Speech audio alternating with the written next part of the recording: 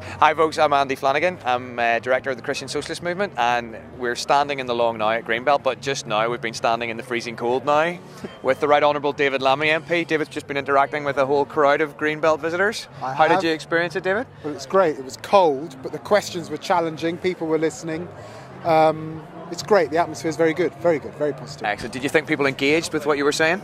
Did they?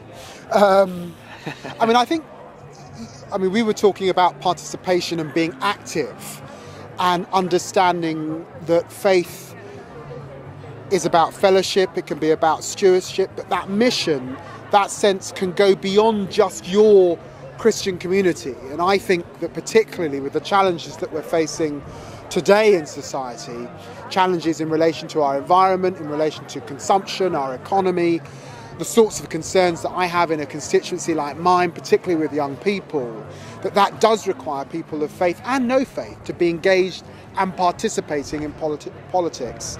And I know, sort of really listening to people, that many people of faith are actively engaged in their communities, but it's how we can go beyond that. Absolutely. How do you think, what are the tools that people watching this at home can really use to enable other folks in their churches to see politics as mission, not just something that the other people do, but something that actually they can be involved in, that feels like they can actually get so close as they can touch, as opposed to it being far away in Westminster?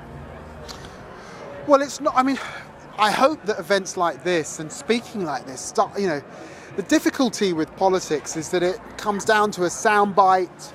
It comes down to a very narrow understanding of what politicians are, but we are people engaged in our own communities, and that's the very strength of the constituency model. So, I think it is about knowing your MP, lobbying your MP, but thinking also about the broader basis of politics.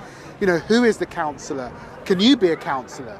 Who is on that school board? Can you be on that school board, that health board, the magistrate, all of those things. But then also the non-traditional things, for a younger generation particularly, the potential is huge, because the potential that the internet provides, the social networking, the coming together, hugely important. And I believe in an encounter culture. So I want communities as diverse as the one I represent in North London, speaking and being in communication with people here in Gloucestershire or in the northeast of the country. And it's finding the means to get that interaction and to be engaged in that interaction that are hugely important. I accept also that time is a real issue. But then I say, look, let's get into the position of lobbying politicians to give us our time back. Be actively engaged in the things that need to happen to change the context that surrounds you, and your ability to actually volunteer and give up time to participate. What would you say to some of the folks that we've bumped into today that say, well, I gave them a card about the Christian Socialist Movement, and they said, Christian Socialist? Is that not an oxymoron? How would you reply to somebody like that?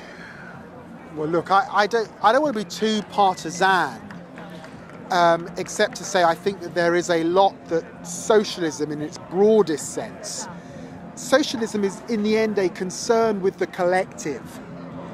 It's, at its heart, is a notion of solidarity, one to each other, by our common endeavours, is on the back of the Labour Party. I happen to believe that is deeply Christian. Absolutely. We as Christians aren't just concerned with ourselves. Yep. We aren't just concerned with our own family. We are concerned with the community of families. What we mean as a society, one to each other.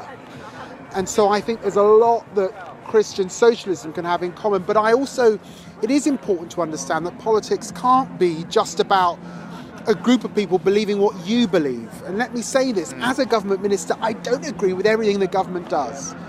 I make my case in the government, sometimes I lose those arguments. It's understanding that you have to speak up and participate and be active in that process. That's good. David, thanks so much. It's obvious that you speak up for those who cannot speak for themselves, and as we all continue to do that, it's great to be journeying with you in doing that. Thanks for being at Greenbelt. Thank you. Thank you, sir.